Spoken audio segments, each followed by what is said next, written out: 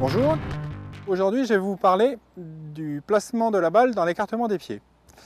Le placement de la balle dans l'écartement des pieds est un des principaux facteurs qui va me permettre d'avoir un impact consistant et régulier. Dans un premier temps, je vais vous parler des petits fers où il va falloir positionner la balle plutôt dans la partie droite de l'écartement des pieds. Dans un deuxième temps, je vais vous parler des fers moyens où là, il va falloir positionner la balle au centre de l'écartement des pieds. Et dans un dernier temps, je vous parlerai du driver, où là, il va falloir positionner la balle dans la partie gauche de l'écartement des pieds.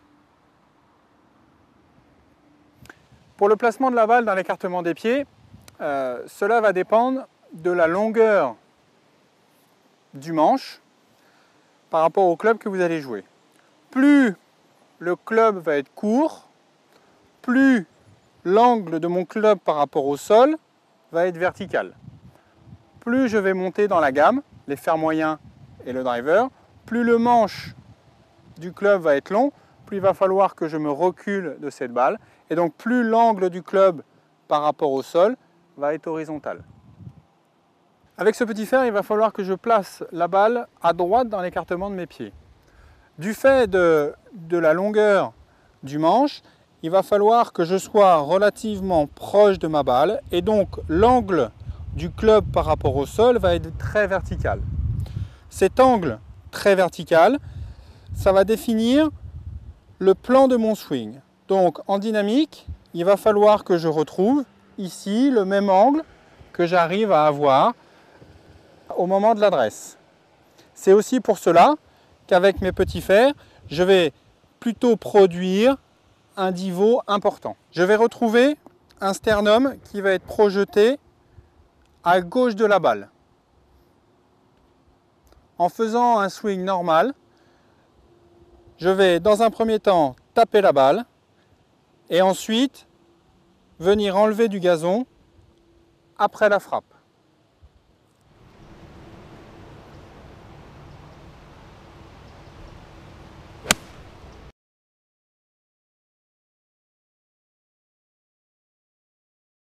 Le divot, en fait, c'est l'escalope, c'est le gazon que je vais enlever. Mais voilà maintenant avec un fer moyen, un fer numéro 6. La différence entre mon pitching wedge et mon fer numéro 6,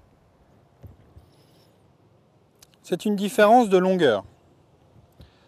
Donc, avec mon club, mon fer numéro 6, le plan de mon swing va être beaucoup plus à plat qu'avec mon pitching wedge. C'est pour cela que je vais faire attention à bien organiser ma balle au centre de l'écartement de mes pieds. Si je suis bien organisé, il va falloir que je vienne taper la balle dans un arc de cercle plutôt horizontal.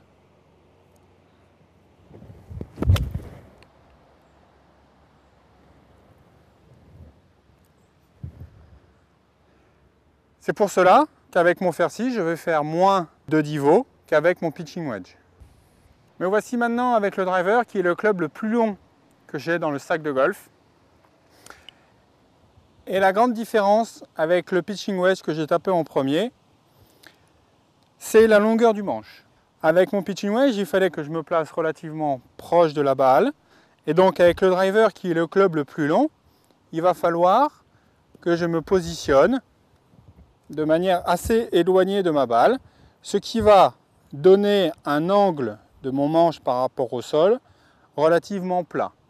Je positionne la balle à l'extrême du côté gauche de l'écartement de mes pieds, ce qui favorise un sternum qui est placé avant la frappe, ce qui va me permettre de produire un swing, un plan de swing beaucoup plus à plat qu'avec mon pitching wedge. Ce qui va me permettre de venir frapper la balle dans un angle d'attaque plutôt remontant. À la grande différence avec mon pitching wedge, où là il faut que je vienne frapper la balle dans un angle d'attaque plutôt vertical.